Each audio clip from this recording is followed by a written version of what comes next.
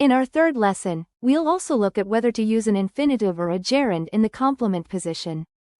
There's one sentence that is bothering me. The problem is not to understand him. This not negates what comes after to, right? So it means.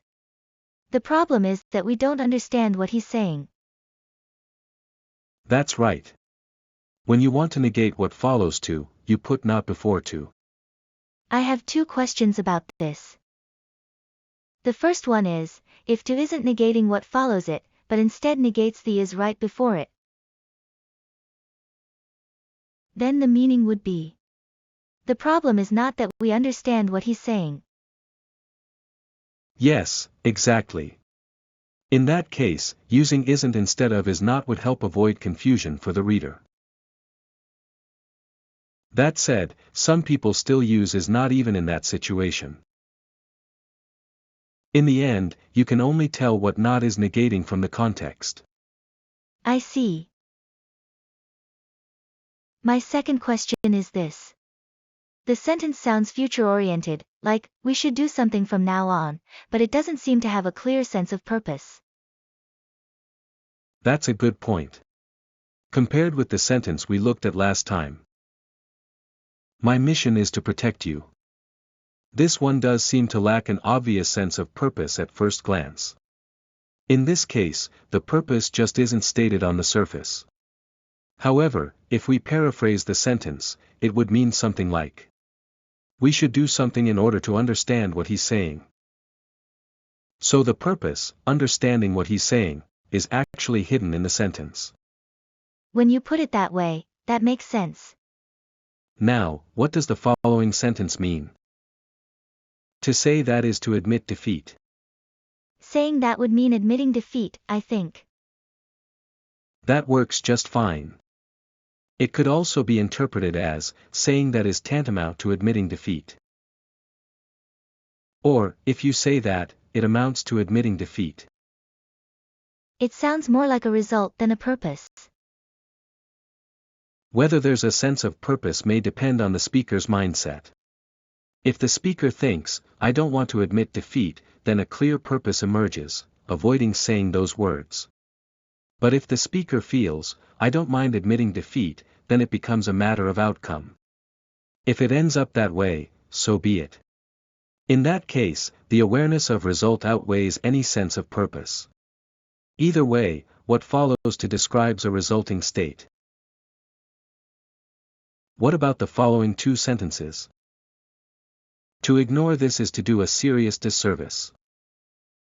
To delay might be to risk failure. The first one feels like, ignoring this will result in serious harm. And the second one sounds like, delaying might result in failure. In both cases, I feel what follows to is a result. Exactly. A purpose is something that would be achieved in the future, and a result is something that would happen in the future. Since both lie in the future, purpose and result are, in a way, two sides of the same coin. This is kind of hard. You don't need to overthink it. Let's sum things up. When English expresses the meaning of the doing of something. 1. If the meaning is future-oriented, an infinitive is preferred, regardless of whether it implies purpose or result. 2. If it refers to something habitual or fixed, something that has been repeated, a gerund is preferred. As for to after be, it is basically read or translated as, to do something. If that sounds awkward, you can instead read or translate it as, to end up doing something. You don't need to worry too much about whether it's purpose or result, just read it in a way that feels natural.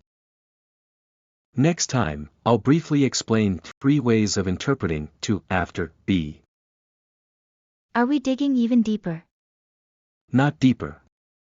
So far, we've been thinking about to as a noun-like usage, but there are also adverbial and adjectival uses. I just want to organize those briefly.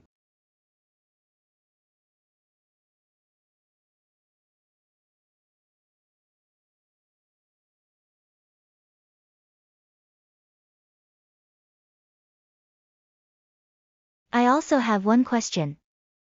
In an English interpretation exercise, I saw this sentence.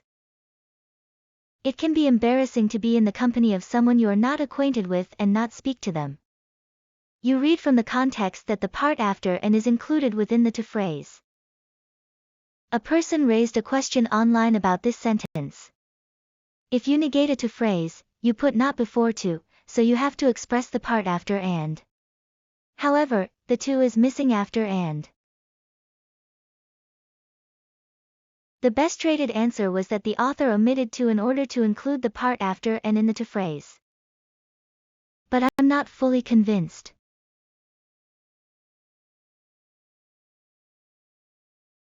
That sentence comes from Sociolinguistics, An Introduction to Language and Society, written in 1974 by the British sociolinguist Peter Trudgill. It was used as a reading comprehension question at several Japanese universities. What exactly about that best answer doesn't convince you?